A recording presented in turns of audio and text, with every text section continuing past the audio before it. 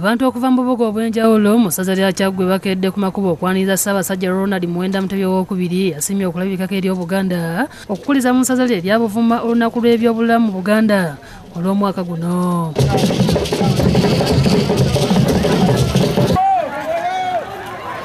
Empologoma lwebadde eyita nga bazimbiddwa ebiyitirirwa era nga bajaniriza musanyu.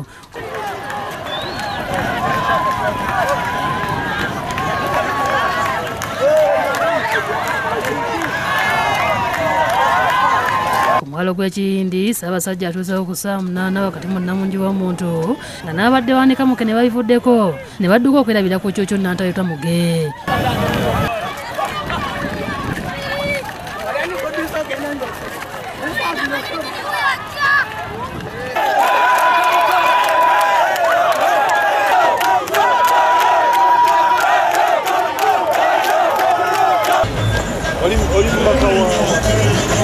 Wanayiniziddwa abantu ababaddewo okuba alina omwami w'essaza lya Kyaggwe Ssekiboobo Benjamin Kigongo.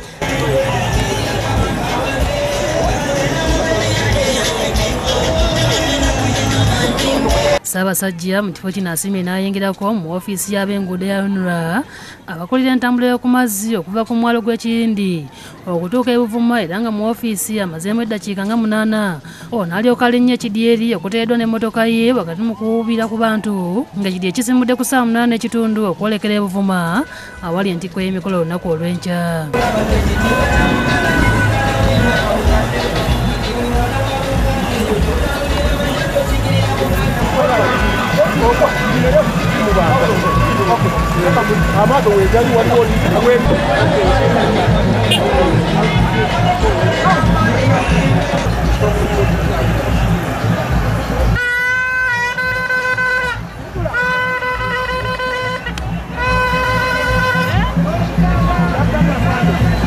Buvuma Namunsi ayaniziddwa Katikkiro Charles Peter Mayiga ne baminisita be n'oluvannyuma n'atandika okulambula essaza lino ng'agenze mu malwaliro ag'enjawulo agali ku Ddaala Health Center nga buli limu abadde ajjanjabayo omwana n'okubuuza ku basawo.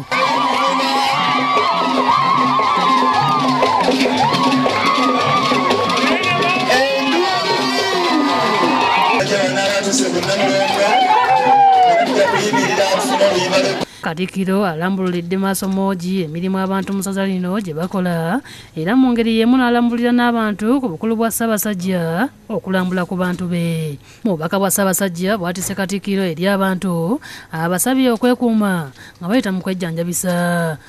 Amakokola ekyo ekyokugema abaana atugamba nammwe kye muba mukola kubanga Buganda ogenda ku ntikko abantu bayo nga balamu. Mwekebeze kuba bw'oba ne siiko sel obutafaali bubayita tujja kufuna Oluganda olutuufu naye bw'oba ne siiko sel n'owasa omukyala naye ng'amulina abaana be muzaala baba balwadde tebakula bulungi bakwatibwa nnyo endwadde oluusi n'okufa bafa. Buli kifo Namunsi abadde atuuka ng'asimba omuti akabonero ak'okukubiriza abantu okukuuma obutonde bw'ensi. Mu kiseera kino empalabwa mutaddibwamu eyolekedde ku mbuga y'essaza weegenda okusula ng'ebusooka kkubo waateekeddwa emikolo olunaku olw'enkya. David Musika Lyankolo ne Ronald Kakooza be bakusakidde eggule lino ku Lwabukedde TV.